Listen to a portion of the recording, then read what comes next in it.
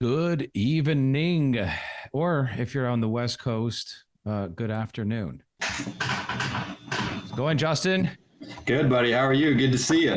Very well, thank you. Welcome to everybody this evening. Of course, I'm Bryce Wild and my colleague Justin Harris, and apparently he's doing great. We've unpacked this topic once before, and it was so well received. Here we are doing it again, but from a very different perspective. We are thrilled to have Dr. Johnny Bowden with us tonight to dive deep into the real story behind nitric oxide and cholesterol. And we're going to get into that momentarily. This is an incredible guest.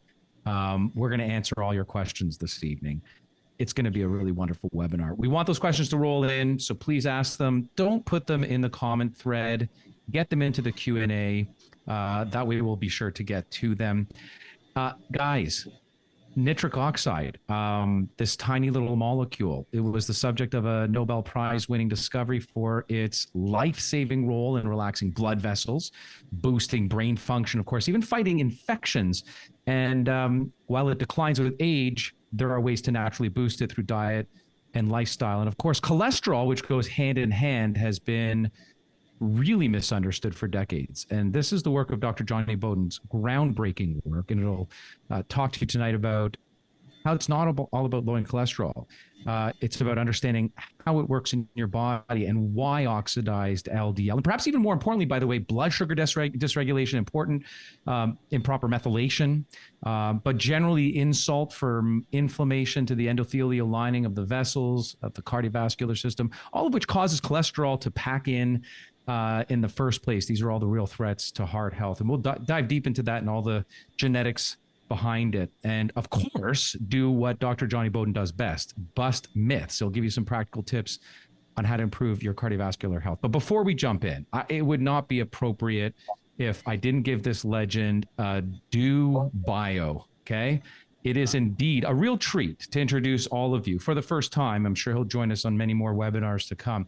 Dr. Johnny Bowden, PhD, CNS. He is a board certified nutritionist, a member of the Faculty of Functional Medicine Coaching Academy, a nationally renowned expert on metabolism and healthy aging. And what we all love so much about him is his no-nonsense, myth-busting approach. And it's made him a popular guest on television across North America. Dr. Oz, The Doctors, ABC, MSNBC, CNN, CBS, Fox News, NBC, over 100 morning shows. So if there's a national network station with an acronym, he's been featured on it. But also, he's a popular guest more recently on highly revered podcasts like the Dr. Gundry podcast, Sean Stevenson's Model Health Show, and a world-renowned speaker at venues ranging from Beijing University to the American Academy of Anti-Aging Medicine, as well as featured on Mark Hyman's narrated documentary Fat Fiction, which I know you've seen, Justin. I think it's an amazing documentary. If you haven't seen it out there, folks, do. And, of course, the best-selling author of The 150 Healthiest Foods on Earth. And I'm just talking about 2 or 3 of his 13, 14 books, by the way. The Most Effective Ways to Live Longer. That was one of my favorites. Living Low Carb. And with the late cardiologist Stephen Sinatra, the groundbreaking book, The Great Cholesterol Myth, which, of course, now has a revised edition in which we'll discuss momentarily in the contents of this webinar. It's really eye-opening stuff. Thank you for joining us, Dr. Johnny Bowden. We really appreciate it. It's my pleasure and honor. Bryce and I have been friends for, 15 years, and it's just a joy to be asked to do this with such a terrific panel. And by the way, nitric oxide, we pronounce it nitric. It's going to be funny to hear you.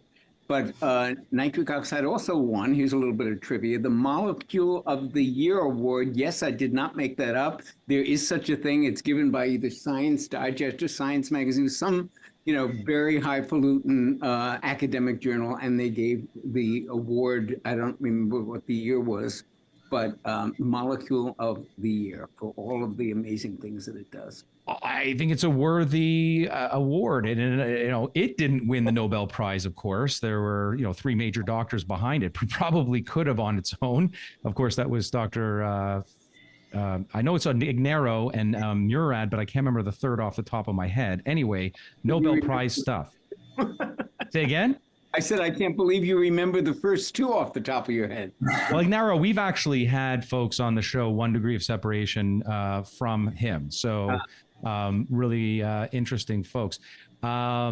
So we're going to dive into this, but just for folks, that are joining the webinar this evening, your CV is obviously very impressive, but how you got here is also quite remarkable. So before we jump into nitric oxide, and of course a bit later on the cholesterol myth, is there a 60-second version? Because you've been around the proverbial block, that you can share with our participants, because I know everyone will find this quite intriguing, because nutrition, science, this wasn't always what you were up to, right?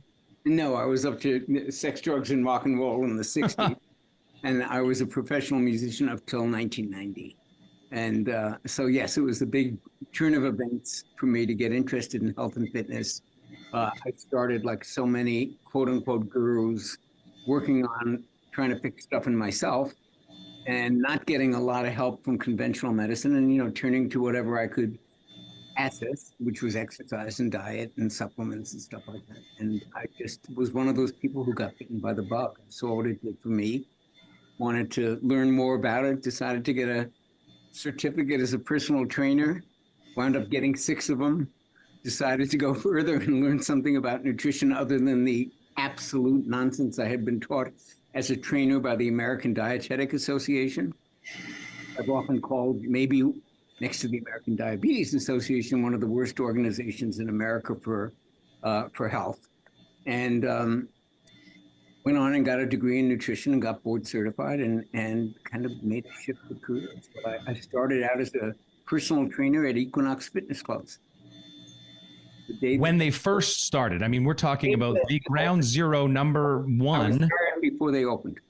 In what was it, Jersey or New York? I can't remember. New York City. New York City, right. Yeah, the family came from New Jersey, but the place opened in Manhattan in 1991 on the day of the equinox, September 21st, and I was there on the floor. That's where I started. Well, and internally at the DNA company, Justin's our go-to pretty much everything bodybuilding, weightlifting, strength training guru. So immediately out of the gate, you guys should hit it right off. Well, but the thing I was proudest of at Equinox, I was there 7 years, and I became ultimately the dean of the Equinox Fitness Training Institute, which is became the model for how trainers are trained in gyms all across the country. It was a great curriculum. I was very proud to be under Bob Square, who ran the whole program, and I was dean, and we taught courses and everything from kinesiology to anatomy to nutrition, and our trainers were really well certified and well credentialed by the time they started doing it. Amazing. Well, from musician to trainer to PhD and myth busting, here we go. I mean, yeah. I left out really probably the most interesting part for the audience. I was a very successful personal trainer. I believed 100% in everything we had been taught by people from the American Dietetic Association in our nutrition part of our personal training. And so what I believed was all that mattered is calories. If you eat less calories than you consume, you will always lose weight. Low-fat diets are the way to go. And if you ate any fat at all, you'd probably, die from the cholesterol in the eggs and have a heart attack. And that's what the zeitgeist promoted at that time. And that is what I believed, hook, line, and sinker. I was such a zealot for this way of looking at things that I'd be one of those people who goes into the restaurant and orders the egg white omelet, the all-time stupidest idea in nutritional history. I'd order the egg white omelet, and it would come with just a little bit of the yellow from the yolk, and I'd send it back, Bryce, because I knew if I ate that, I was going to get a heart attack. Heart attack on a plate. So this is where I started off. And I think the interesting part of my journey that maybe people can relate to is, so I'm seeing clients and I'm telling them to do this stuff. In fact, we all were, every one of us. This is the gospel of fitness and health in the early 90s. Low-fat diets, calorie counting, get on that Stairmaster and work joylessly for an hour, and then, of course, be frustrated because you're not losing weight. That's what we taught. That's what we did. And our clients weren't really doing well on that. Now, in fairness, some people don't. There are people who lost weight and have kept it off on low-fat diets. There are vegans who are thriving. They are, in my opinion, outliers. Most people did not do well on this. And what we had is something called in psychology cognitive dissonance. And that is when two things that appear to be factual can't both be true. So here I would have a client who said, listen, Johnny, this low fat stuff, it's just not working for me. And, you know, I have a golfing buddy who did the Atkins diet and he lost all this weight. So I'm going to go on Atkins. And I'd say, no, you cannot do that. They may lose a little bit of weight, but they're going to have heart attacks. They're crazy. You can't, this guy should be disbarred from medicine. I mean, he should lose his license from medicine. This is a terrible idea. And guess what, Bryce? They didn't listen. And I remember in particular, there were a number of them, but I have one in my mind who's kind of my archetype, who came back. And I don't know, you probably have the same feeling too. We get, and Justin probably does too, we get very good at kind of getting a health vibe.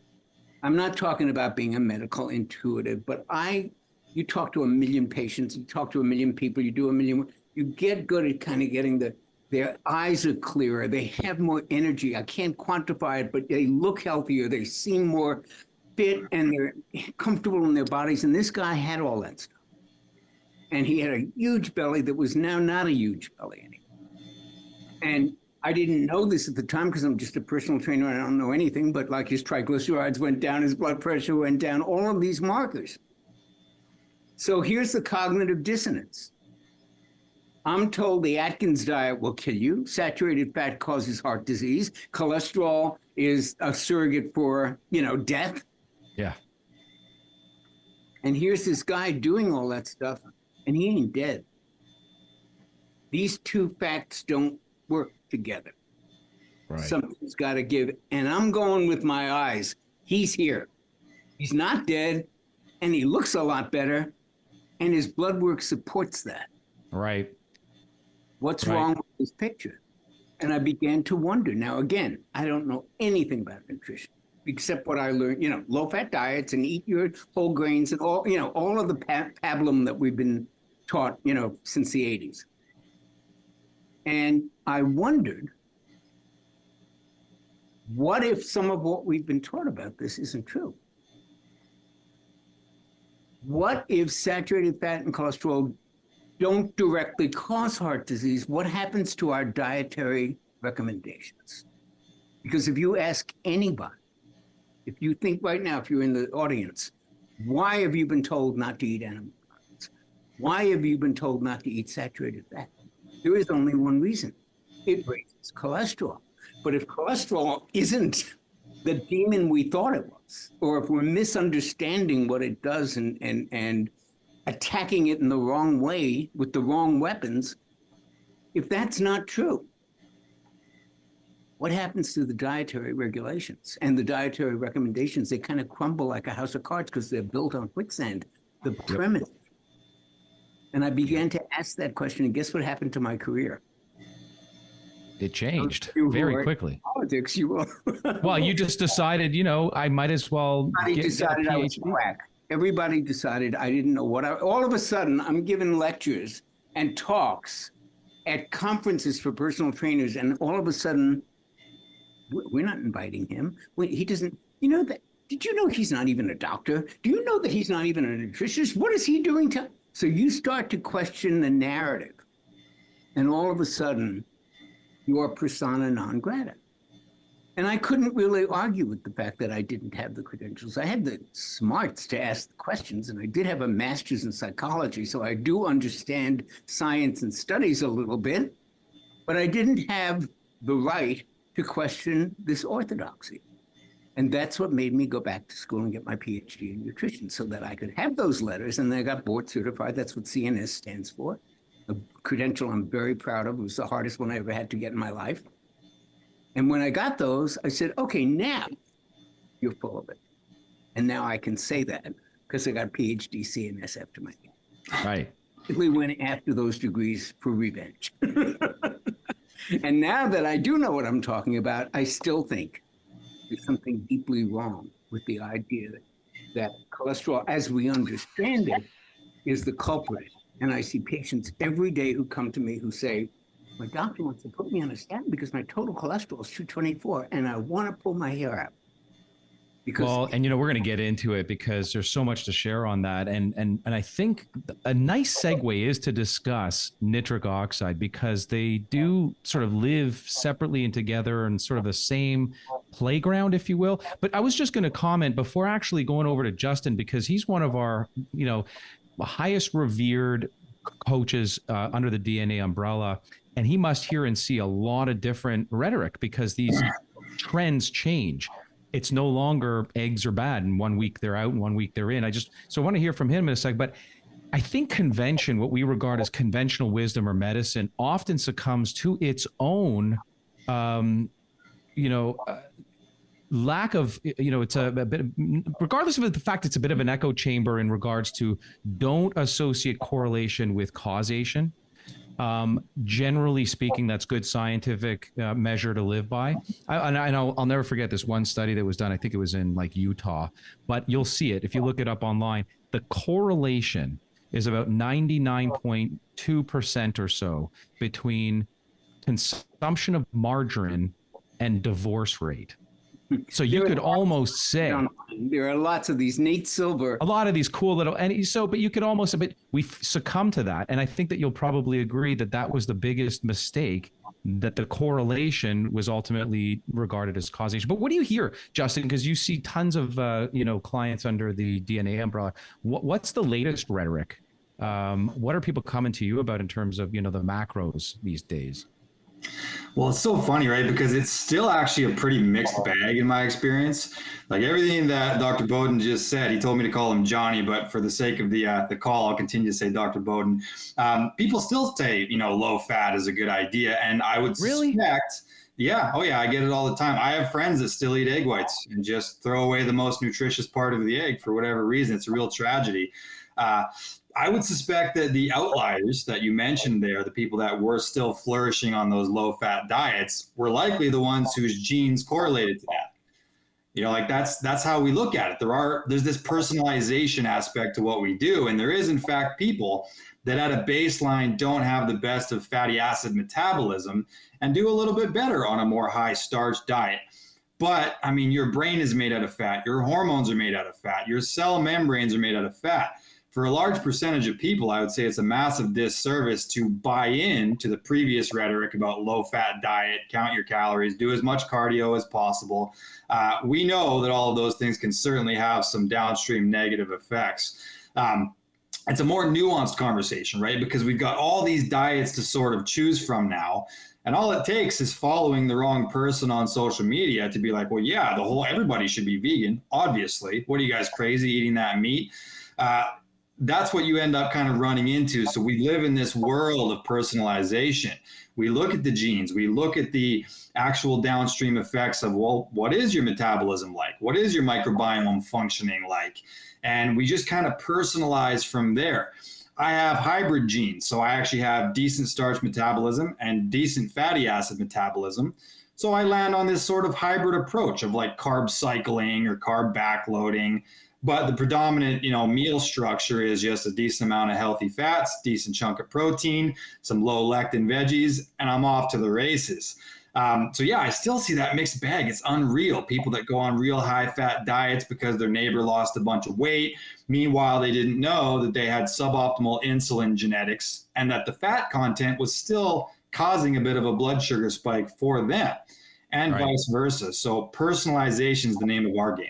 Yeah, I'd like to add something to that, to your point and to reinforce it. Coffee.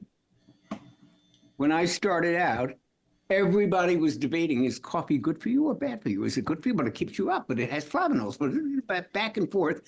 And then we discovered the CYP1A gene.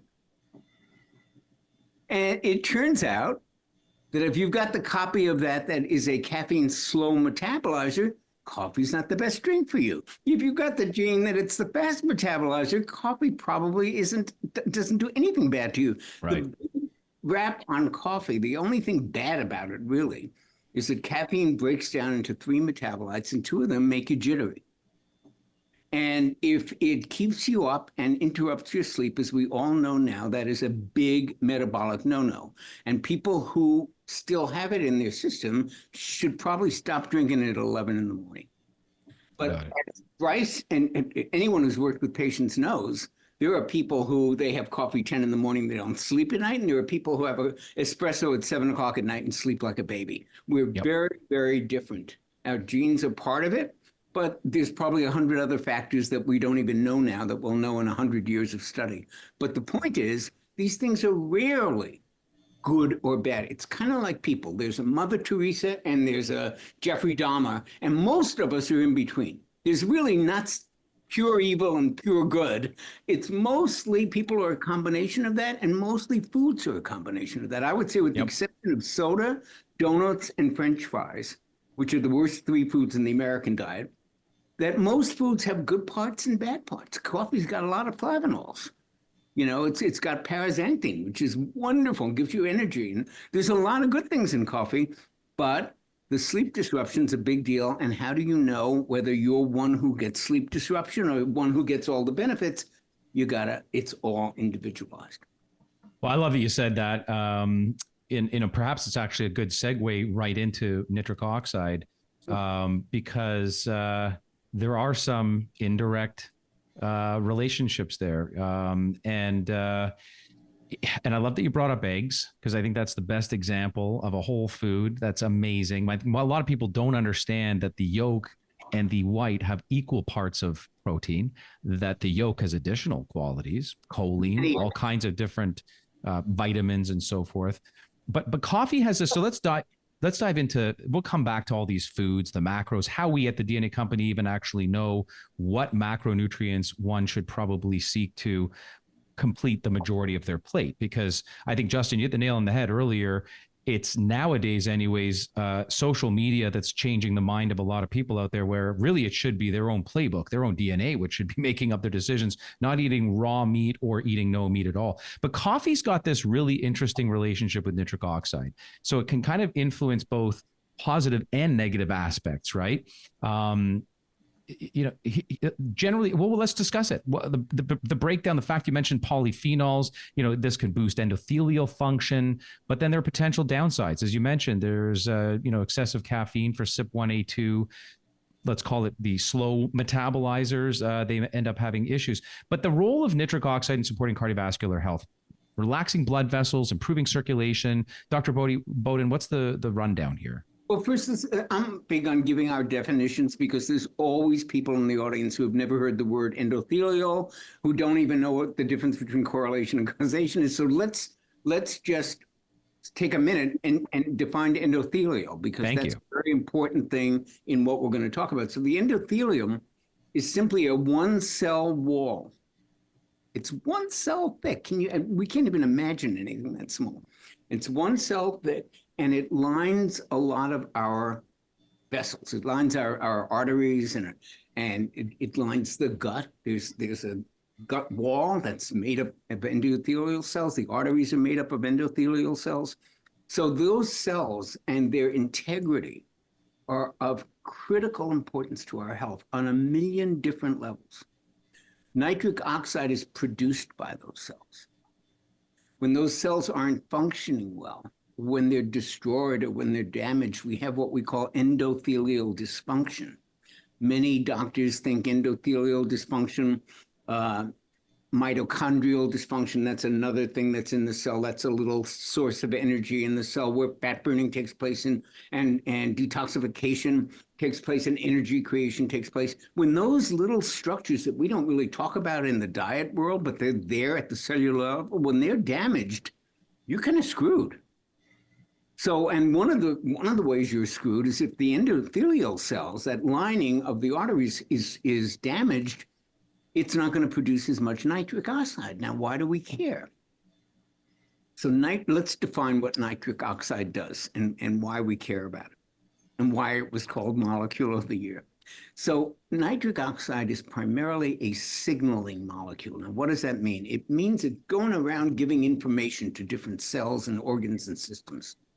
It signals something to release. It signals something else to happen.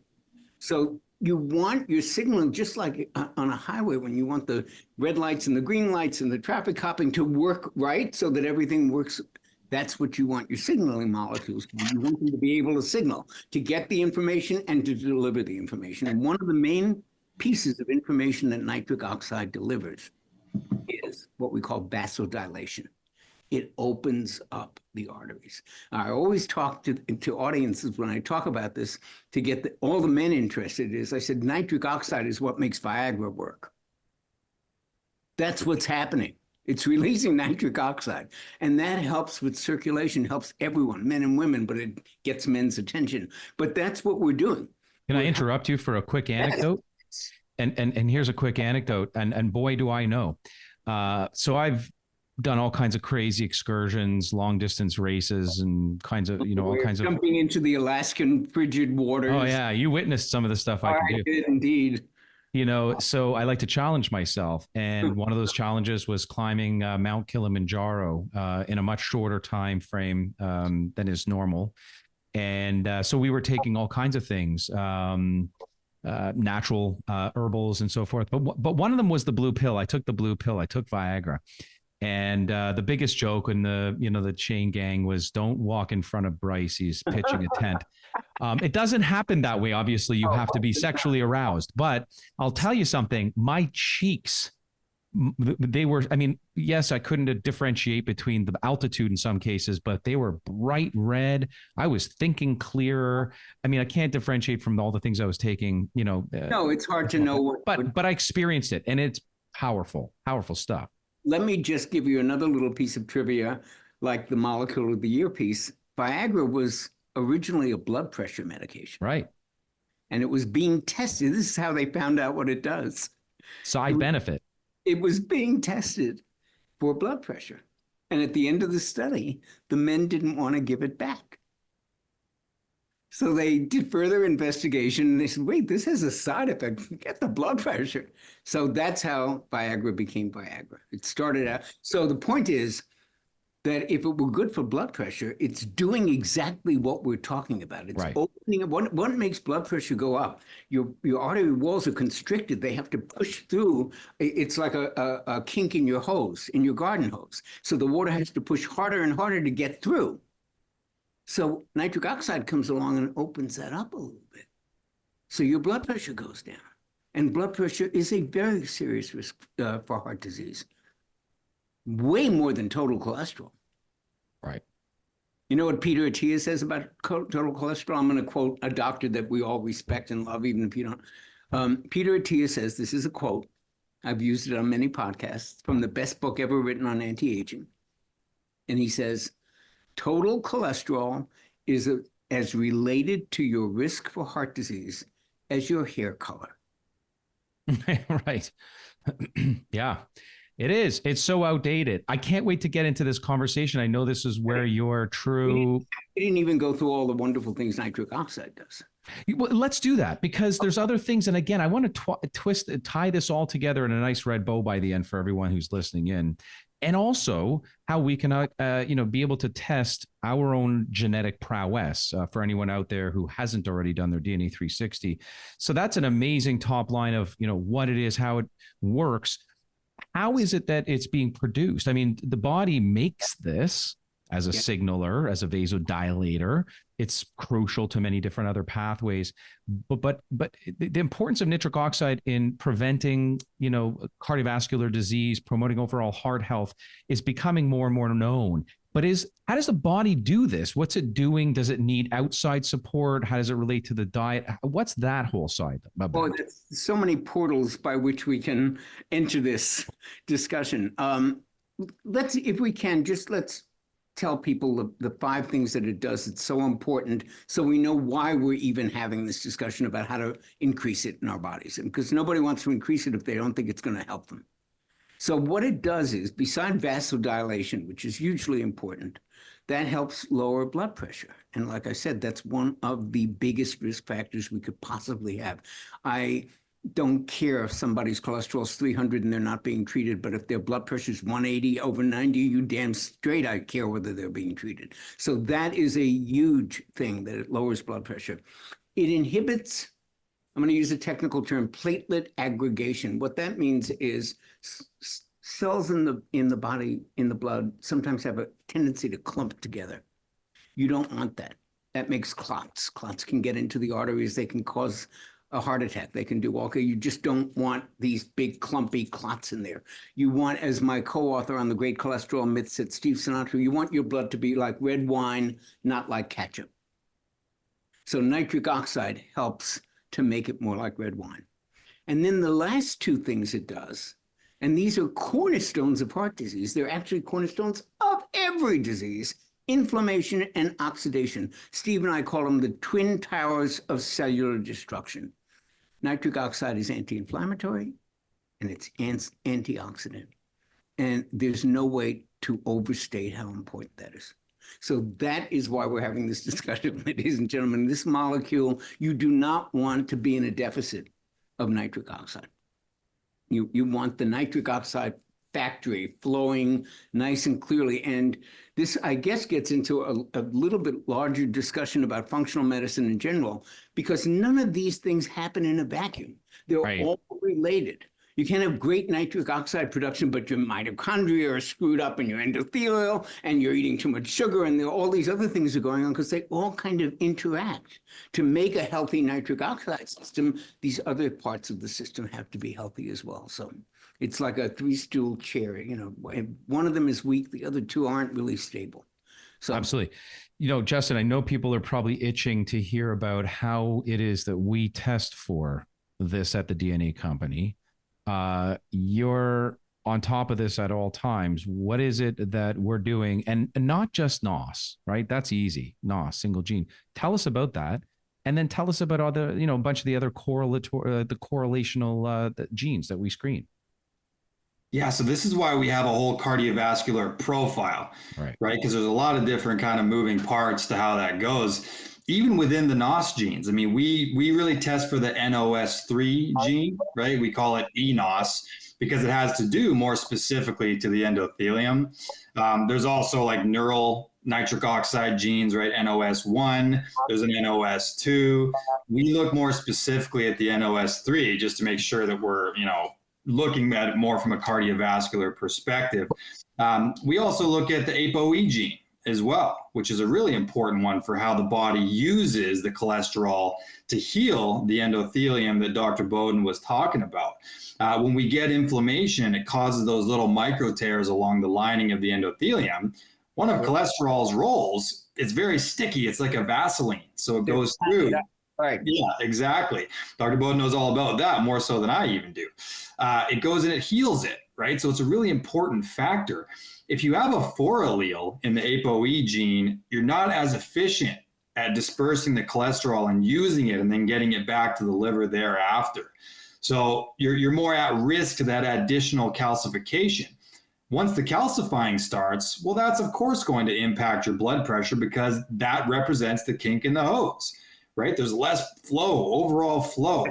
The ACE gene is also relevant there as well, right? Angiotensin converting enzyme. We also have genes relative specifically to the density of the endothelium. Like Dr. Bowden mentioned, it's a monocell. There's only one, but some people have even thinner than others. So if there's damage there at that level, the thinner it is, the more pronounced that damage is going to be as well. An interesting nuance is that we also talk about nitric oxide in terms of vitamin D.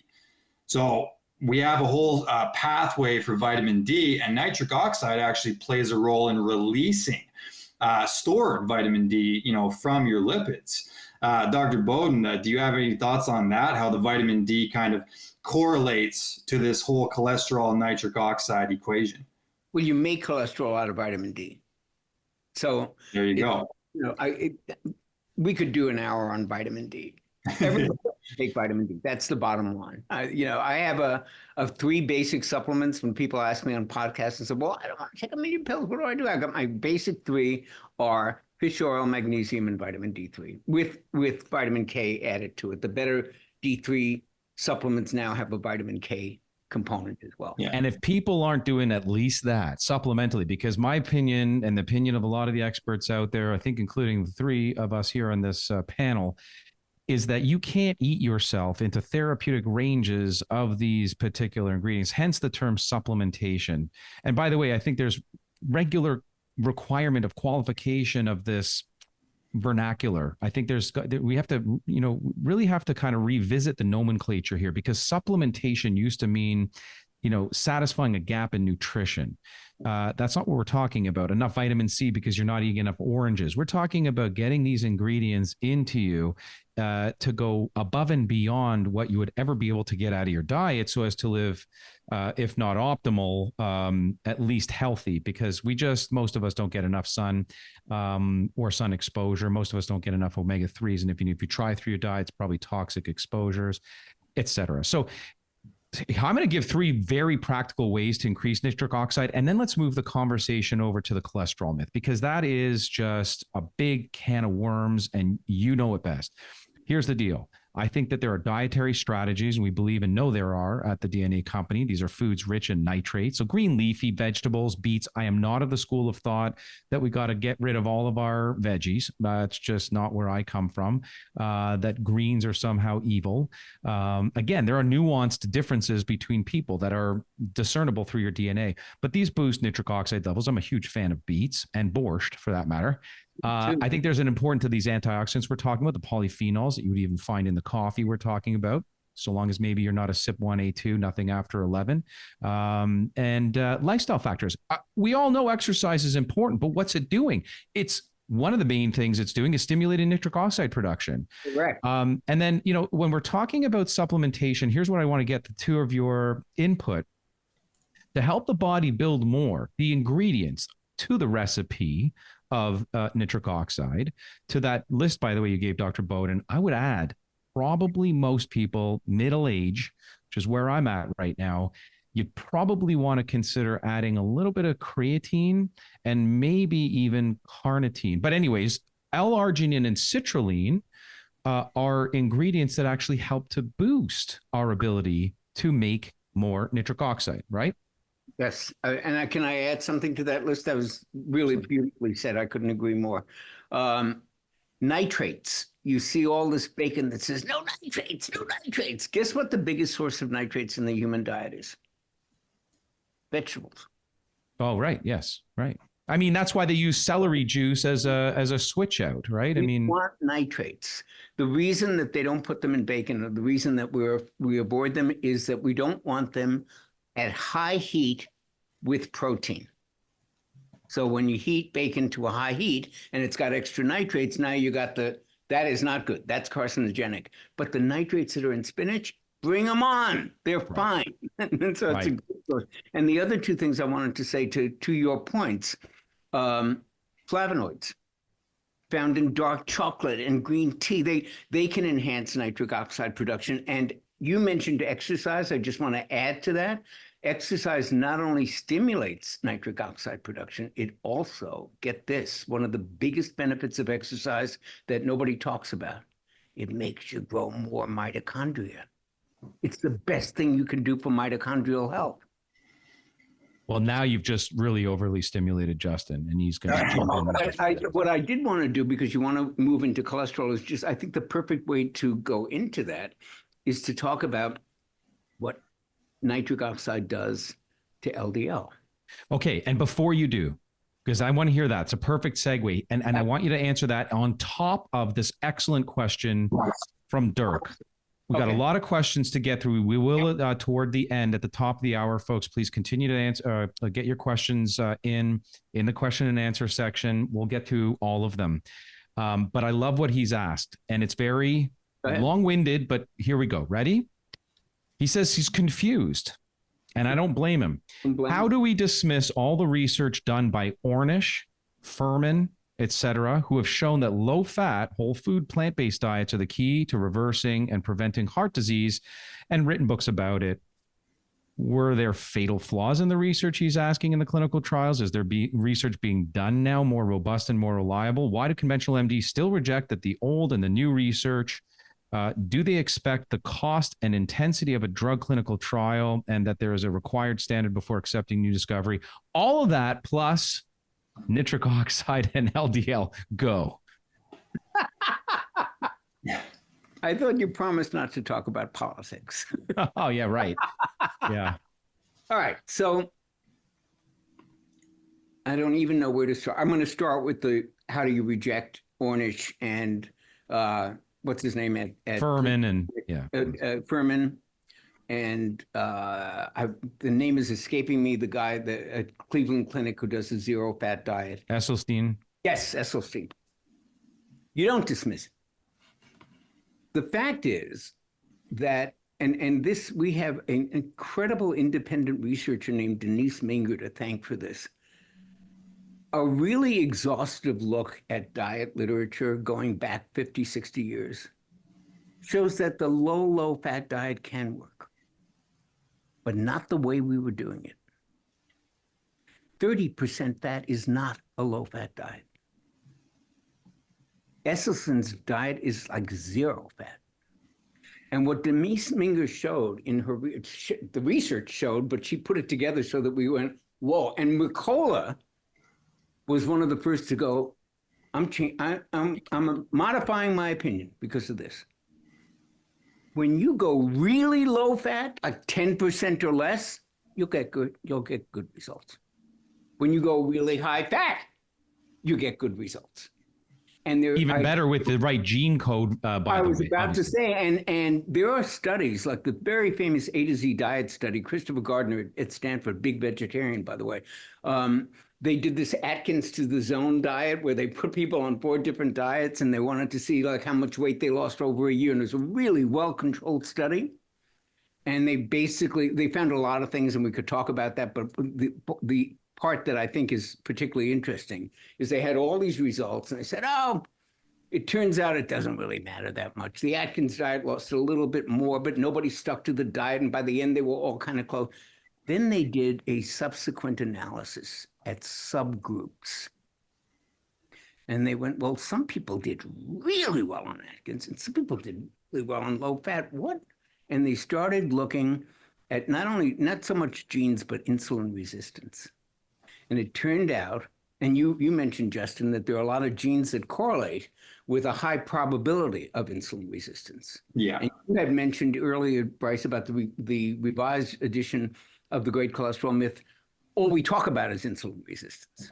So what they found when they did this sub-analysis is that people with a tendency towards or already manifest insulin resistance were the ones who did spectacularly on Atkins. And the ones who had wonderful insulin sensitivity were the ones who did the best on the low-fat diets. So there is a huge component to this about how you're going to respond to it. But the point is, the low-fat diet we were taught, 30%, that's not, sorry, dude, that's like comparing a cold plunge to putting a little water on your face. Right. I mean, it's not going to get the same result. Right. So I don't discard, I often use Joel Furman, who I have feuded with online and in all kinds of settings, and I couldn't be more different than his approach. The guy looks great. He's clearly healthy. He looks 10 years younger than he is. And clearly a vegan diet's working for him. I would point out that he did not start it as a kid. Yeah. He started it in his 20s. And that's a huge point, probably a whole other webinar, but nonetheless, a really important point. Yeah. And I got, before you're going to get back into LDL and nitric oxide, but just before you do, how we are looking at this conglomerate of genes, very important to remind folks, it's not a single gene. It's probably not even a multitude of genes. It's a multitude of gene pathways. And that's what we revere in highest regard of the DNA company. I know probably Justin's itching to talk about ApoA2. Just knowing that gene, it's a single gene, but again, it's pathway specific. We can actually dictate how well you will do from a high fat diet. And the same with high protein versus, here's in my own clinical practice, and then we're going to go back to you, Dr. Bowden. In my own clinical practice, many, and when I say not 1 or 2 or 3 or 4, 5 instances in a single practice of vegetarians, one was a vegan actually, in incredible health, by the way.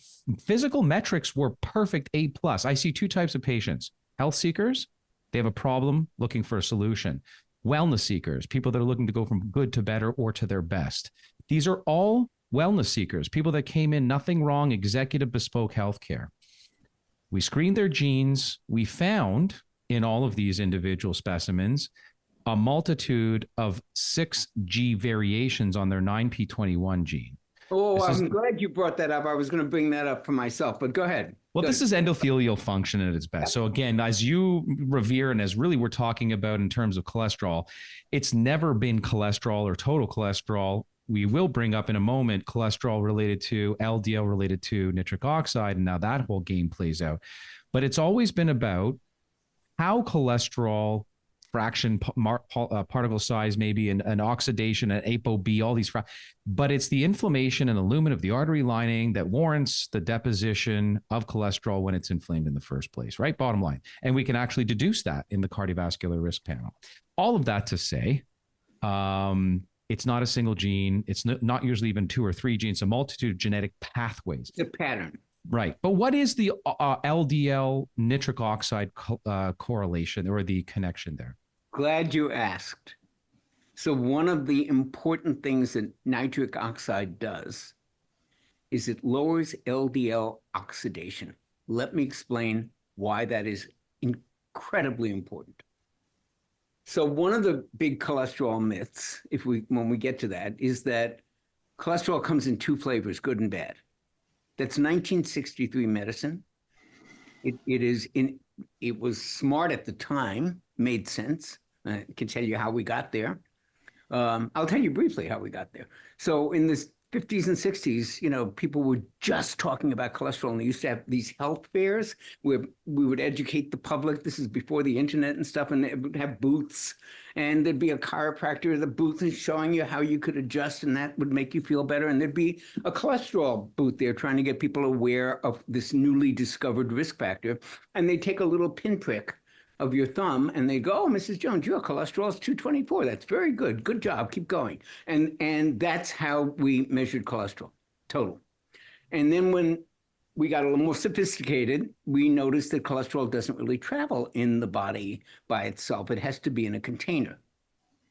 Now, this is the key to understanding everything. Cholesterol is the cargo.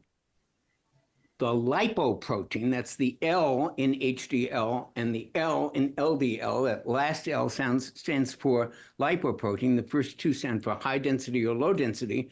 And the lipoprotein is the container, because cholesterol is water-phobic. It cannot travel in the blood by itself. It has to be in a boat. And the boat is the lipoprotein. So the first misunderstanding about cholesterol is that there's a good kind and a bad kind. It is the identical cholesterol traveling in 2 different containers. I use the example with audiences. I am Johnny Bowden. I go to LAX airport. I get on a plane to Hawaii, or I get on a plane to New York. I am the same passenger. The plane is different. So the latest, and this has been going on for years, but insurance companies don't cover this test. The latest research and the latest thinking is to look at the lipoproteins, not what's in them. And here's why. And I'm going to get to the oxidized part in a minute. Here's why. You're a traffic cop on a busy intersection, and you want to help prevent accidents. And so there's a classroom talking about what happens on this intersection. What's the most important thing to know if you're the traffic cop trying to prevent accidents? How many cars are on the road? The more cars on the road, the more likelihood of an accident. Nobody cares what's in the glove compartment, folks. If you're a bouncer in a bar, the more people in the bar, I don't care if they're the nicest people in the world, you have an overcrowded bar, more likely someone's going to spill a drink, somebody's going to get in someone's face, a fight's going to break out. Much more likely than when you have 10 people there. So the test that I always recommend people get is what's called the particle test. Tells you how many LDLs are in circulation, which counts way more than how much cholesterol they're carrying. Remember, cholesterol spills out when there's an accident. But blaming cholesterol for the accident is like blaming the firemen for the fire. They show up at Justin, you mentioned they patch it up. They're coming there and they spill out in the artery because the lipoprotein was damaged. So now we go back to oxidation. How does the lipoprotein get damaged? It gets inflamed, and it gets oxidized. The two twin towers of cellular destruction. When you have a damaged lipoprotein, a small atherogenic lipoprotein that's inflamed and oxidized, it gets stuck in the wrong parking place in the endothelial wall, and that's the beginning of plaque. That's the beginning of all the bad things that happen when the artery gets all jammed up, and then blood pressure goes up and all the rest. So nitric oxide helps prevent the oxidation of LDL. And as I've said many times, LDL is never a problem when it's floating through the bloodstream and it's a little lipoprotein and it doesn't break. Nobody cares. Yeah. So when the lipoprotein is oxidized, when it's oxidized and damaged and inflamed, that's when it's a problem. So preventing LDL oxidation is a very important part of nitric oxide's resume. And we now, in the latest tests, which these doctors won't order because of the insurance companies, the latest tests actually test for OXLDL, oxidized LDL. We need to be looking at that. And lipoprotein little a. Yep. And the 13 different subtypes of cholesterol that have been identified, HDL2 and HDL2A and B, and there's a million of them. And we're looking at good and bad. That's like looking at short and tall for a medical diagnosis. Absolutely. And that's the very premise of the great cholesterol myth. I mean, one of them. One of them. There's a multitude of them. And let's unpack that, please. I mean, continue. What really is the foremost premise of this book? And if, you only had 2 minutes to share this in an elevator with somebody, what would they have to know by the 13th floor?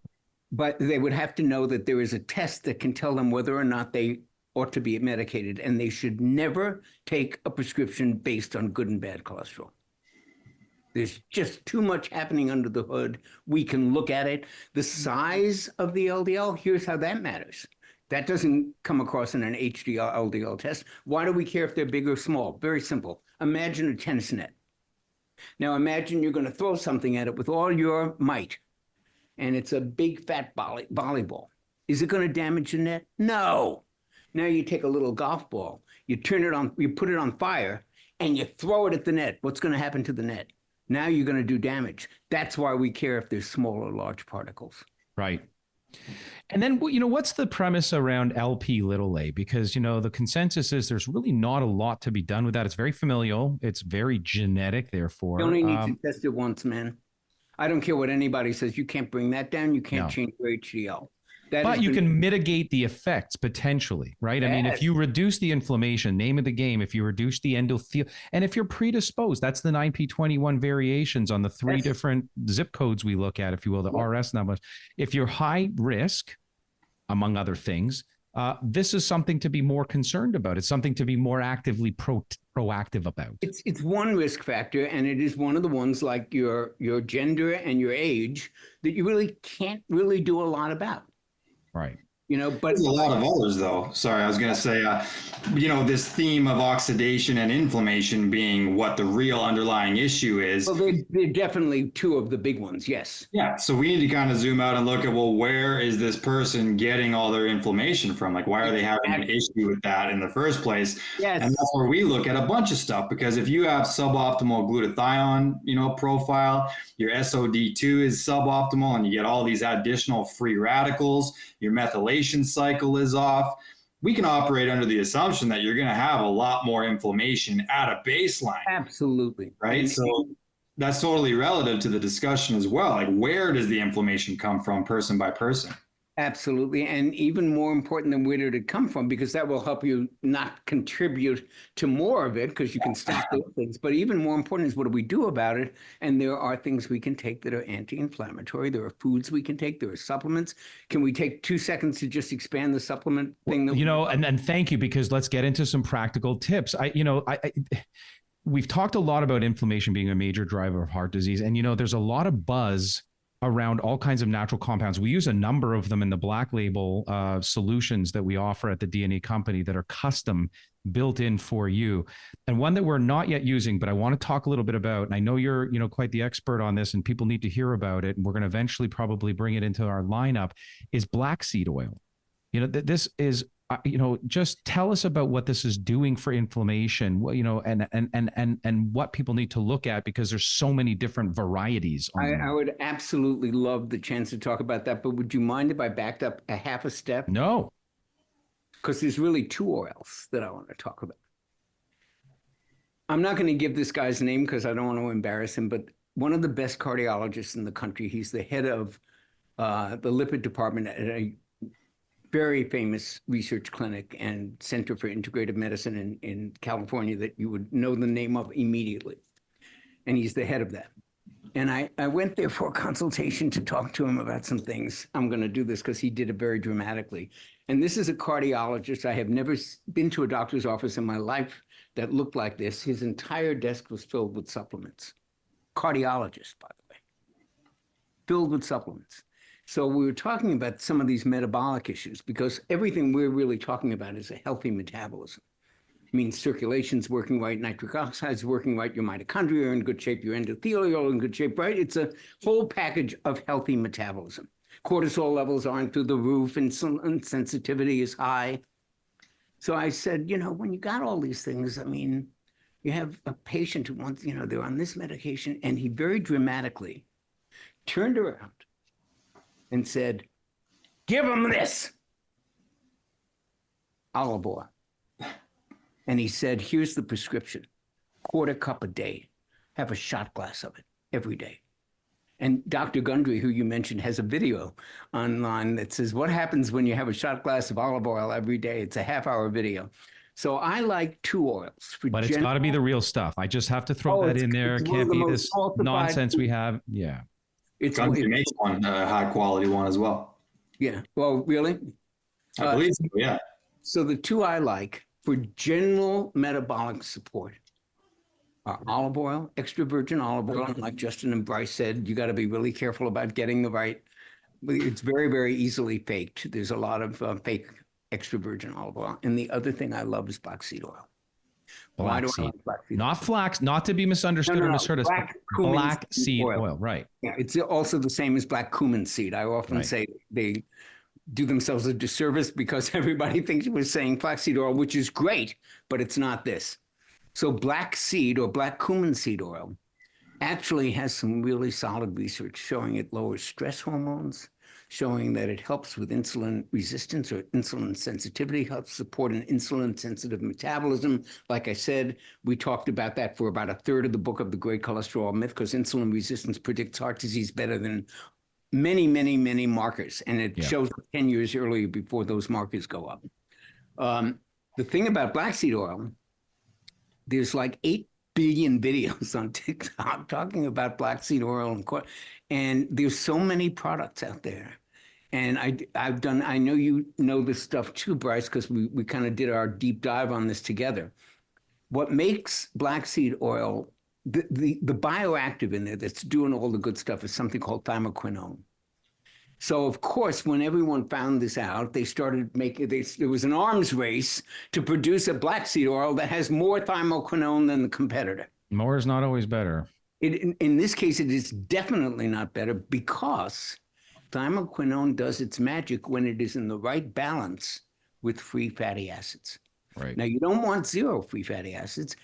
One of the free fatty acids in black seed oil is the same one that's in olive oil, oleic acid. So you want some. When it goes past a certain amount, 2%, it now interferes with the thymoquinone doing its job. So again, I'm a big fan of black seed oil. The only brand that I use is called Thymoquin, and it's also often an ingredient in other. This is the ingredient I would look for. Either get it by itself, Thymoquin. I think you can get it on Amazon, or look for that. If a product says black seed oil and something else, look that they formulated. Because that's the active, and you can find that in a multitude of different brands. So we're not talking about a brand. We're talking about an active I don't even know if ingredient. they sell this on Amazon, but it's kind of like Sunfiber. You know Sunfiber? That's it's a fiber supplement. Sure. They sell Sunfiber. You can go to the store and buy Sunfiber, but if you look at other people's formulations that have fiber, the good ones all use Sunfiber as an ingredient. It's the best fiber there is, and they use it in their products. So we're not I'm not telling you to go out and buy either one of these things. I'm saying look for that ingredient on your that bottle. Tested. You know, and another fascinating angle, I think, with thymoquin is its potential to actually support oxide or nitric oxide, rather. Given our earlier discussion, nitric oxide's role in vasodilation, blood pressure regulation, I think compounds like this could be a valuable part of that, sort of natural cardiovascular care. We're going to get into some questions. That's the best way to make sure we understand what everyone's thinking and asking. And I think we can blend in some practical tips around managing cholesterol and supporting heart health and vasodilation upregulation through nitric oxide and cholesterol management. That's what it is. It's about healthy amounts of the right kinds of cholesterol and managing inflammation and oxidation. I just want to throw in there, because through our clinicians and our coaches at the DNA company, we run a lot of objective tests besides genetics. I mean, we look at the microbiome through our DNA gut 360, our DNA 360, of course, our gut 360, the microbiome. Look at pharmacogenomics. So what if you have to take a particular drug? And sometimes, let me ask you, not let me sort of put any words in your mouth, sometimes select statins are indicated and can be healthy in some individuals, correct or no? Correct. Correct. So you're not saying all statins are bad for everybody. No, I may have. In the first edition of the book, we were very combative and we called it the statin scam, because I feel about statins the way a very famous podcast once said about vaccines. I'm not anti-vaccine. I'm anti-propaganda.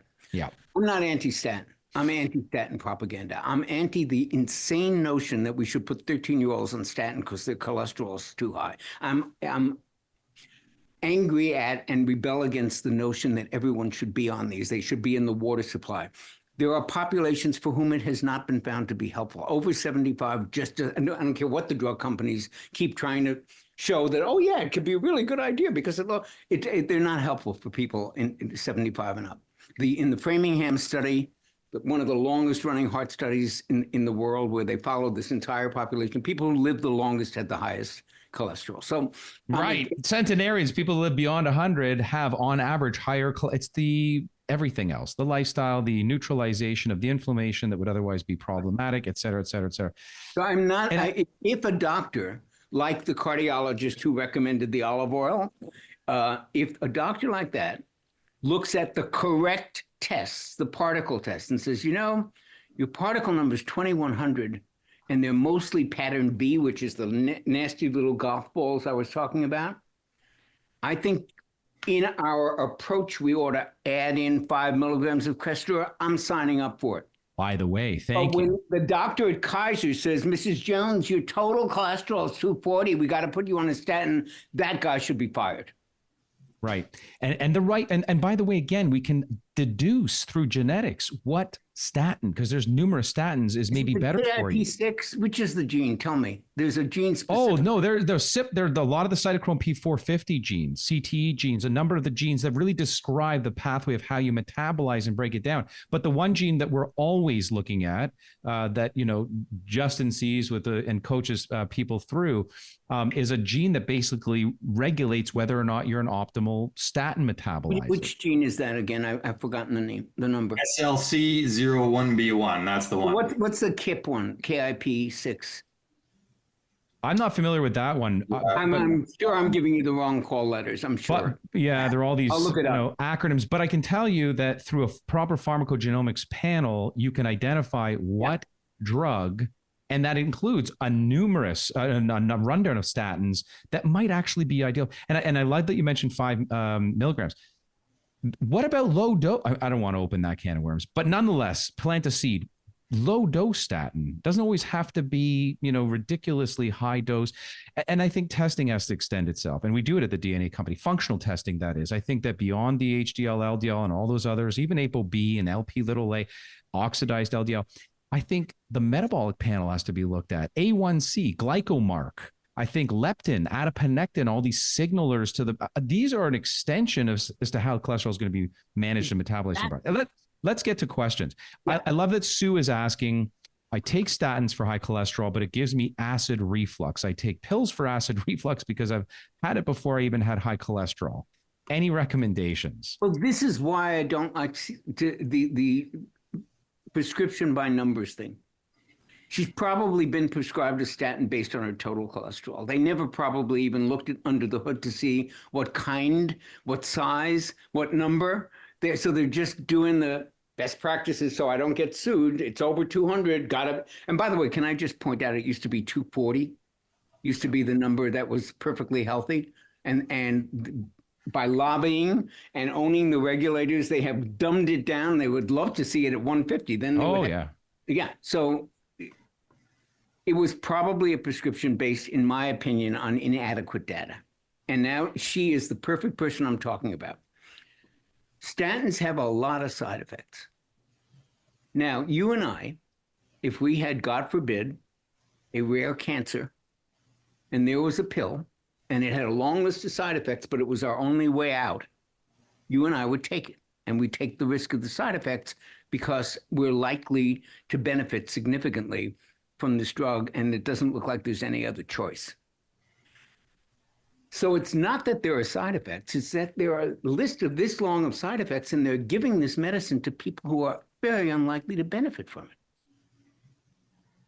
I mean, memory loss of libido, muscle pain. So much of which, by the way, Justin, you talk to your clients about this all the time, so much of which is really hindrance of the mitochondria. It always comes back to these basic things in the cell. Yeah, depletion of CoQ10, mitochondrial toxicity. And, I think a lot of statins, too, could almost be prescribed as more of a low dose, like you say, and as a short-term thing while you learn how to eat. Like when you learn what your genes are suggesting about how to orchestrate your macronutrients and things, maybe for a lot of people, it's using a more mild one just as that bridge until you can actually fix the underlying metabolic problem, too. It's a good point. A lot of people who were cholesterol skeptics is what we're not saying it doesn't matter. We're saying you're looking at it the wrong way and you're not getting all the info. But people who have some skepticism about the narrative on cholesterol and statins will often point out that statins do some good things. They're mildly anti-inflammatory. They're mildly platelet aggregation reducers. They tend to make the blood more like red wine than they do these things in a mild way. Some cholesterol skeptics have said statins would be a better drug if they didn't lower cholesterol and they just did the other things.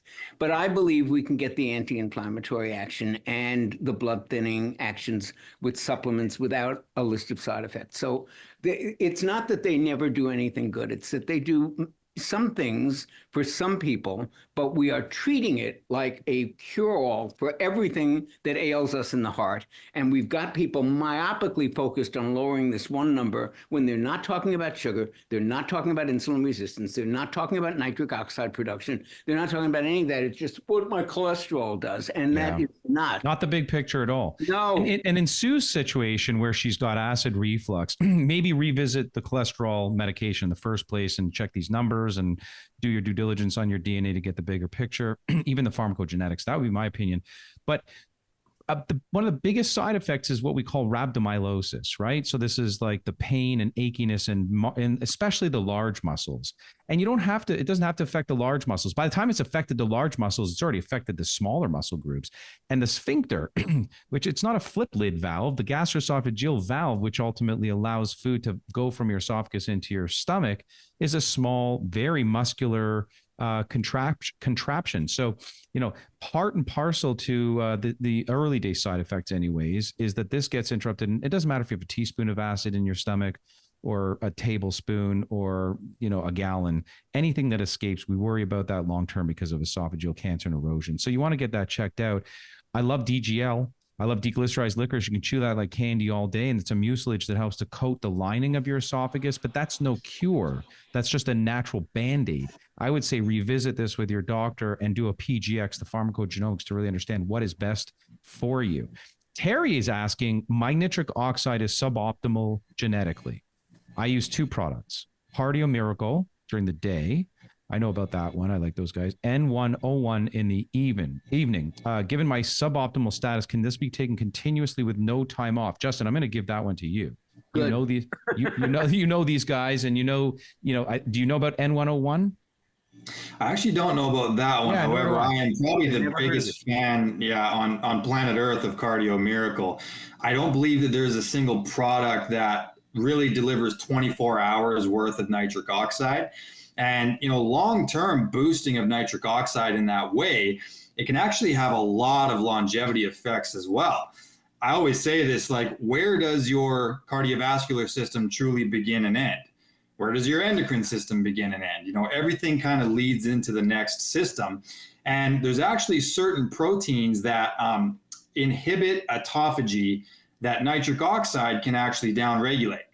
So you can end up with better autophagy if you have long-term bioavailable nitric oxide. And something like Cardio Miracle is way different than just taking a citrulline on its own, an arginine on its own, an agmatine sulfate on its own, beetroot extract. They've really synergized it such that you're actually getting this prolonged availability of the nitric oxide. I'm not certain that you would even need a secondary supplement, frankly, because they cover so many different bases. Then they add in all of these different anti-inflammatory nutrients that get delivered all over your endothelium because they've dilated the blood vessels first. And that's a really unique approach, to get the turmeric and the astaxanthin and grapeseed extract, et cetera, within that. So I use that twice a day. I know Bryce has been a big fan of them. We've met those guys. They're amazing. And I don't think there's a better product on the market. You probably don't need a second one. Just my 2 cents. I don't know what N101 is. I want to look at it. What's the name of that product? Cardio Miracle. Thank you. You'll love it. Here's the thing. It's a whole food derived, and there's additional ingredients in there, but these, we're talking about scoopers full of a multitude of active ingredients. These guys, I think they were never shy. The formulators I'm talking about now, they were never shy to just add everything in that's evidence-based, but kind of leaving nothing out. That's the summary of Cardio Miracle, and great science behind it. So I'm going to answer Colleen's question really fast, because then I want you to answer Janice's question, Dr. Bowden, because it's an amazing question. Everyone wants to hear the answer for. I don't want to brush over Colleen, but she's asking something quite technical. So she's saying, what are the hazards of nutrition on heart valve replacement? Calcium buildup on the valve was part of the diagnosis. That's inevitable because there's a foreign body in your system that's going to naturally desire an immune response. And that's, it can be titanium plated or anything. You're going to get that immune response.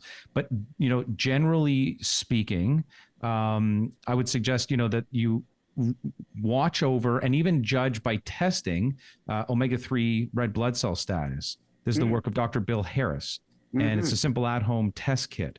You should definitely know your DNA 360, but beyond that, tracking your omega-3s, this is the emphasis around an anti-inflammatory diet, and omega-3s are a big part of that. You also want to monitor calcium intake. I think calcium intake, sure, balancing calcium with K2 so that vitamin K is not depositing calcium, and D, inordinately, and stay very, very hydrated. Keep a very, I don't want to call it, this is overly simplified, but a diluter blood, if you will. And here's why I wanted to get you to answer to Janice, Dr. Bowden.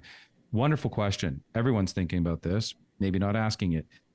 Just started low-dose Crestor, that's a statin, for elevated LDL and ApoB, which was 107, by the way. And we know that as soon as it approaches 100, then there's risk factors. So it's slightly elevated. I'd even call that maybe high normal, but also atrial calcification. So here's a sort of another calcification question. But I'm not necessarily being told low fat, but to lower saturated fat. Is saturated fat as bad as we've been historically told? Well, the risk of bringing up the P word, it's very political. There are studies that go back to 2010, American Journal of Clinical Nutrition. Ron Krauss, Patty Siri-Torino was the author, and the only reason I can call that back from memory is I've quoted this like 8,000 times. But in 2010, they did a big meta-analysis, huge study, 350,000 patients involved. And they looked at saturated fat consumption and endpoints, such as heart disease, heart attacks, and death. And you know what the relationship they found was? 0. All right. 0. Since then, there have been studies in the Annals of Internal Medicine, the British Medical Journal, at least two others. They're all, we use them all in the book. I mean, they're all mentioned, and there have been many since the book that just don't see a correlation between saturated fat consumption and heart disease. Now, I would not discount some of the literature that seems to show certain inflammatory markers going up a little bit more with saturated fat. But there are many, first of all, saturated fat isn't one thing. There are Right. lots of different saturated fatty acids. They have very different effects. Some are perhaps cholesterol raising, some are neutral. Stearic acid has no effect. I mean, so it's important. It's not just this homogeneous thing. There are a lot of good some saturated fats are what's called medium chain triglycerides. They're technically saturated fats, and we actually Coconut oil. Biohackers, well, you would know this. Coconut oil and MCT oil and Dave Asprey's stuff, all of that stuff they're saturated fats. They're very, very good for you. So I don't think it's a monolithic thing. I think that going back to genetic testing, you have the ApoE4 allele. ApoA2. You want to keep away from saturated. Right. Methylation, ApoA2, Justin, ApoA2, FTO, the correlation. As soon as you're gaining weight from a, let's say, genetic perspective, because your macronutrients, that is, are not necessarily satisfying your genetic nuance, what's the result? Yeah, and it's also, what are you pairing it with, right? Like, there's the concept of don't blame the meat for what the bread did. And how many of these studies were done on McDonald's foods? And, oh, look at all that animal product that you're eating and the saturated fat. And it's like, yeah, you're eating it alongside French fries that Dr. Bowden just said is one of the 3 worst things on planet Earth. And in fact, I want to mention Andy Weil, who is in this country, a guru of natural medicine. I don't know if he still believes this, but he said it about 10 or 12 years ago, and he was the biggest, eat your vegetables kind of guy in the world. And he said, the worst thing about a McDonald's burger is the bread. And I was so gratified to hear him say that. I think I'm not recommending McDonald's burgers. Not on any level am I recommending mystery meat. But the point he was making, I think, is that we have underrated the metabolic damage that processed foods and starches and crappy wheat products and all of that stuff do to us, and focusing, fixatedly on animal products and saturated fat, when I think we're missing the boat on what. And here's an interesting part on, without going down the rabbit hole, maybe you'll just, because I think it's an important thing for people to hear, just describe the healthy backgrounder effect, because it applies to so much of what we've been talking about, right? I mean, once you go down sort of one, venture into one focus, whether it's exercise, nutrition, testing your DNA, you're typically going to be doing other things that are healthy, right? And that is the healthy backgrounder effect. That applies to most of these singular macro diets we're even talking about. I agree. Yeah, me too. I agree completely, because you could be, let's say that a vegan diet, we can all agree for a lot of people that probably isn't the best approach. But if you do a study and you take a bunch of vegans who we can operate under the assumption that because they're vegan, they've taken that time to think about their diet, right? They're not just arbitrarily shoving stuff in. They've thought about it and made a conscious health decision. So these are the same people that are also doing infrared sauna and yoga and all these other things. So if I'm a meat eater, because the government, not to get political here, the P word, has told me that that's an unhealthy behavior, maybe I'm more likely to also be the guy who rides his Harley and smokes cigarettes and these various things. It's so easy to skew these studies that I think that we need to always zoom out and be more nuanced about what we're actually talking about. Ansel Keys Ansel Keys did a really good job of that back in the day. So, but without going down that path, thank you, reminded me, and I didn't finish my thought earlier on, and here was my thought. So we had these patients through the clinic, 5 of them, healthy, so wellness seekers looking to go from good to their best. And each of them had 9p21, 6G within the week. So we put them through the typical, standard surrogate marker screen, so carotid Doppler correlation, 90% to the coronary arteries. Oh, there's some stuff there. Let's check a little further. Ionized calcium score. Whoa. CT angiogram. Holy crow. All 5 of these wellness seekers that were vegetarian marathon runners that were there for executive healthcare bespoke had in the following week I mean, not all at once. This is spotted over years, but we've seen this before at the DNA company in the next week for stents. Okay.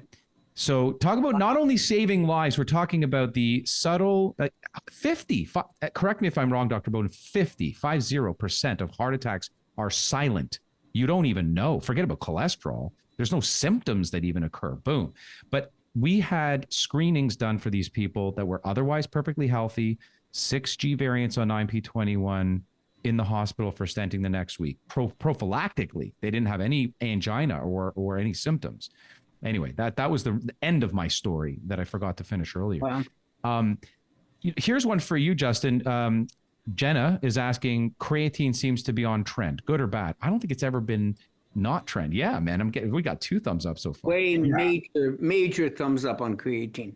Yeah, we got 3 thumbs up here on that one. That's certainly one of the most studied supplements every day, out there. 5,000 milligrams a day. I put it in my water. I wouldn't be without it. Here's the thing about creatine. And none of us, I don't think, sell creatine. We're just talking about it informationally. When I started as a trainer at Equinox, there were 2 bodybuilding supplements that actually worked: creatine and HMB. The rest are all garbage. Everything you see on TV, the gainers, it's all, those 2 have research, those 2 work. So I thought of creatine as a bodybuilding supplement, but one that works. We're now finding out that it has major cognitive benefits. Yeah. Especially for people over 40. Yeah. So Daniel Amen, good friend of mine, the great psychiatrist, now has a brain creatine product in his supplement line, because it is not just good for the muscles, but good for the brain. And by the way, the saying these days in functional medicine is muscle is the organ of longevity. Yeah. We never knew that. We thought it was big muscle so that you could look impressive at the beach. No, dude. Well, if we reverse engineer the concept that we want to live to 100 and well, this is the concept of health span, right? Not just lifespan, but health span. If we reverse engineer what we need to do by that age, and that is to say, the centenarian Olympics everyone refers to, including your, Peter Attia, Dr. Attia, you want to list 30 pounds over your head. You want to go up 3 flights of stairs. You want to be able to carry 2 bags of 30 pounds. 20, okay. 100, and you want to carry 2 bags of groceries to the car, etc. Okay. Yes. Sit down on the crown for a crap and not break a hip is the point. Here's what I'm getting to, though. All of this to say, HMB, creatine, exercise. If you reverse engineer where you want to be at 100, where you want to be is in a place where you're not going to become frail, fall, and break something. And by the way, I don't know if either of you knew this. I'm sure both of you know it. One of the highest correlations physically, phenotypically to centenarians is that they have huge, comparatively to the rest of the world, quadriceps. I know Justin knows this. I did not know that. Well, and here's why. Most of the parts of the world where you'll find them, they live in undulated areas. And they either bike ride or they walk these areas. 100%. Guess what? Not just as this bigger muscle mass retaining that muscular organ of longevity to prevent frailty, which, by the way, eclipses cardiovascular disease, diabetes, and cancer combined, right? Everything. This prevents them because of their proprioception and their better control of and prevention of falling. It prevents them from ever succumbing to a fall and therefore dying from that fall, which is why most people die. They're in the hospital, they get surgery, they get pneumonia, and they die. So Janice, Dr. Bowden's asking, my understanding is that Lp(a), we sort of briefly mentioned this, can't be changed. That's what we said. And really only needs to be checked once in a person's life. That's what we were saying.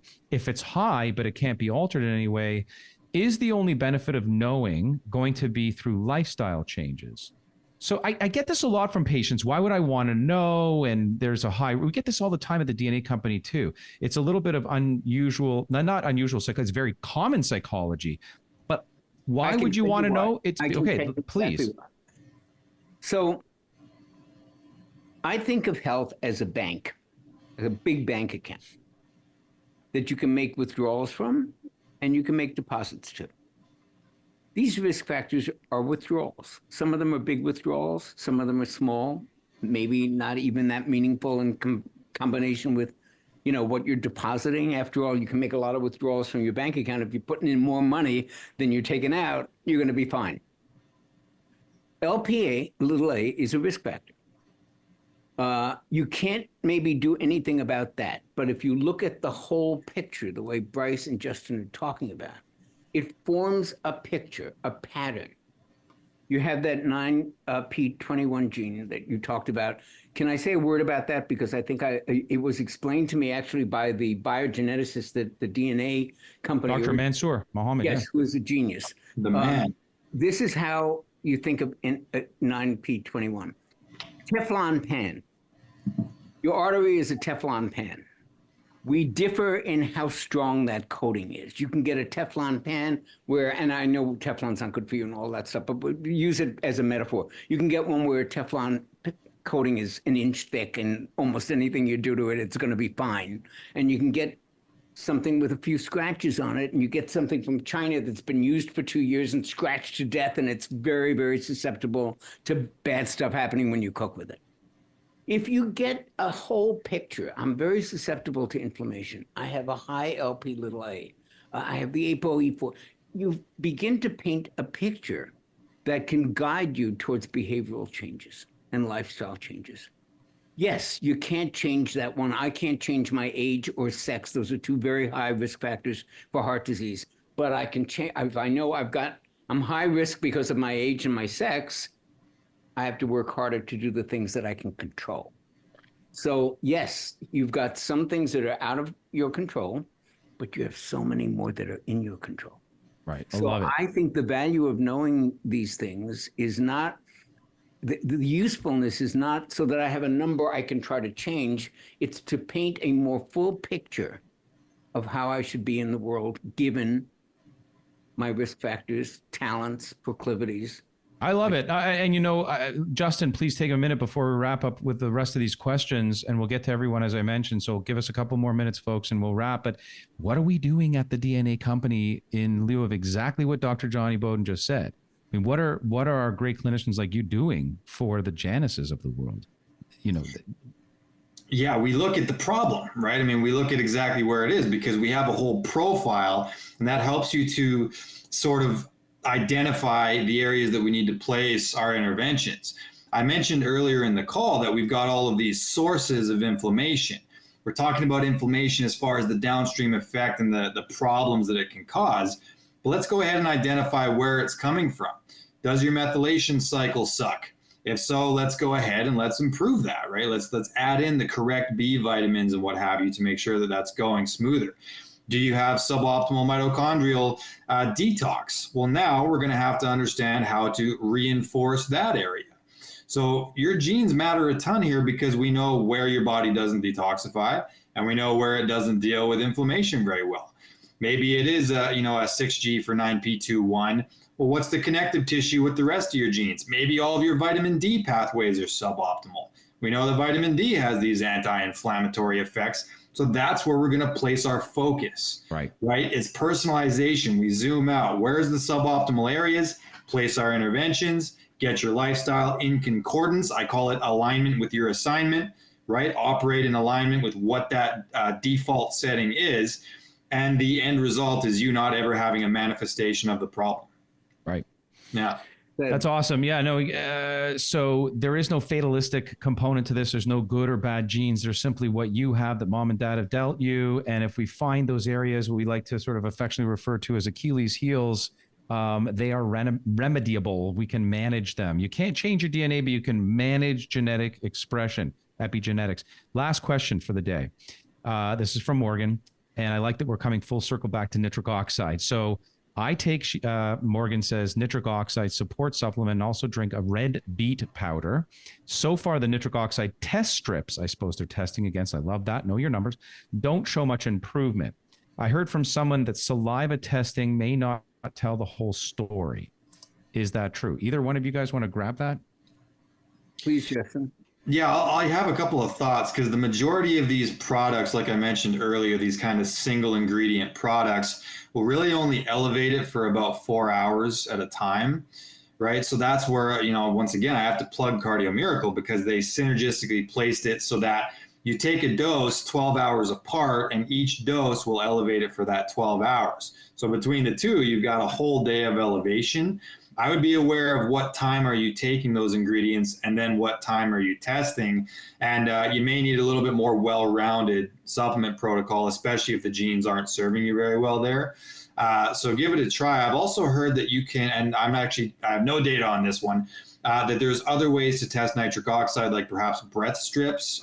Maybe hold me honest on that one, gentlemen, if you have an opinion. Don't know. I just don't know. Yeah, me neither on that one. I will. My 2 cents when we look at these single endpoints. My clinical experience allows me to be able to suggest this. I don't know it is not. I'm not coming from a place of clinical evidence or support either here, but I'm suggesting, especially amino acids, when you're doing citrulline or arginine or something, to try to, if the body, depending on when you're taking these too, because they compete for absorption around mealtime with other proteins, et cetera. So very complex thing. But my experience leads me to believe that when the body is in such high demand for let's call it nitric oxide upregulation, it's using these things readily. And some of these endpoint measures, depending on whether they're direct or indirect, might initially show up as if they're really not moving the barometer. And that's because your body often needs so much of this stuff, and it's a dose dependent thing. So you got to wait a little while until you actually see the metric change. So Dr. Bowden, people can find you where? Because I know everyone's going to ask us. Might as well tell them. I know you're at Johnny Bowden on Instagram, and yes, it's Johnny. By the way, there's no H there, right? There's JONNY Bowden, BOWDEN.com is the website. And where else can people find you? Are those my website is johnnybowden.com. I do one-on-one coaching. I'm doing a lot of that these days. And you can reach me through my website. And there's a place you can book sessions, and you can reach me on Instagram, and we respond to everything. And amazing. I would love to hear from your listeners. Well, we thank everyone for joining us today. We covered a lot of ground, and the real story behind nitric oxide, cholesterol, your book also, The Great Cholesterol Myth, that's available on Amazon, all over online. Hold it closer so people can see, because you got the background going on there. Yeah, I know. Can you? I don't know if you. No, but The Great Cholesterol, that's okay. The Great Cholesterol Myth is available everywhere. So thank you so much for joining us. We hope everyone's walking away with practical strategies that they can start using right now to improve their heart health. And remember, it's not just about the numbers. It's about taking a holistic approach to wellness. Correct. Stay tuned for more webinars where we will continue to dive deep into the science of health and longevity. Justin, Dr. Bowden, thanks so much, guys. Thanks, fellas. Have a great rest of the evening.